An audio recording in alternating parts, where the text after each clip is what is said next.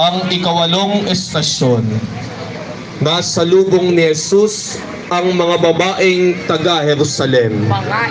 Isama po natin sa ating kahilingan ang mga sumusunod. Para po sa buong angka nila kapatid Francis at Cynthia Garcia at pamilya, kapatid Paulo at Cristel Garcia at pamilya, na tinatapatan ng ikawalong estasyon na nakikibahagi ngayon sa ating panalangin.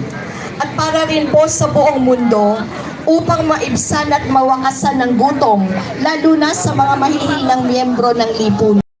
Ang mga bata, matatanda, kababaihan, may sakit at walang tiyak na trabaho at tahanang matitirhan. Para rin sa lahat ng mga umuugit ng mga patakarang pandaigdig at mga dalubhasa upang matugunan nila ng may wastong pamantayan, espiritual at politikal na naglalayong isulong ang karapatan ng lahat para sa pagkain. Sinasamba at pinupuri ka namin, Panginoong Jesucristo, Sapagkat sa pamamagitan ng iyong banal na krus, tinubos mo ang sanlibutan. sa kabila ng paghihirap at sakit, nagawa pa rin ni Jesus na magmalasakit. Ito ang pinamalas niya sa mga kababaihan na sumalubong sa Kanya.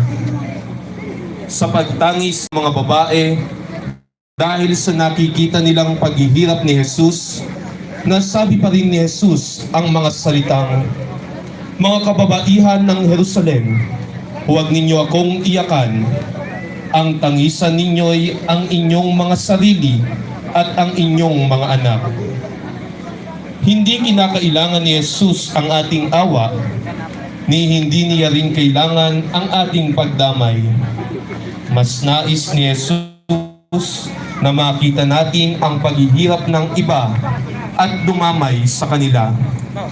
Naghihirap ka man ngayon, may pagsubok ka man ngayon, nalulungkot ka man ngayon, tandaan mo, bago mo naranasan iyan, naranasan na ito ni Jesus.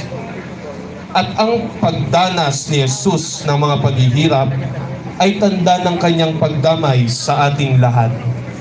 At kapag naranasan mo na ang kanyang pagdamay sa buhay mo, matutunan mo rin sana na damayan ang ibang tao, maging mapagmalasakit. Tunghayan po natin ang ikawalong estasyon. Bakit kayo nakakalakas?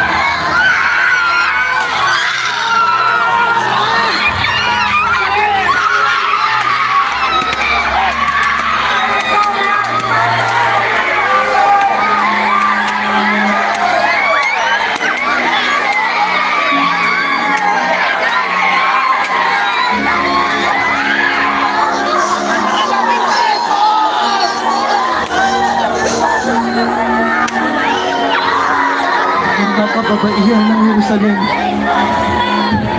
huwag ninyo akong tangisan. Tangisan ninyo ang inyong mga sarili at ang inyong mga anak. Sapagkat kung ganito ang ginagawa sa kahoy na sinira,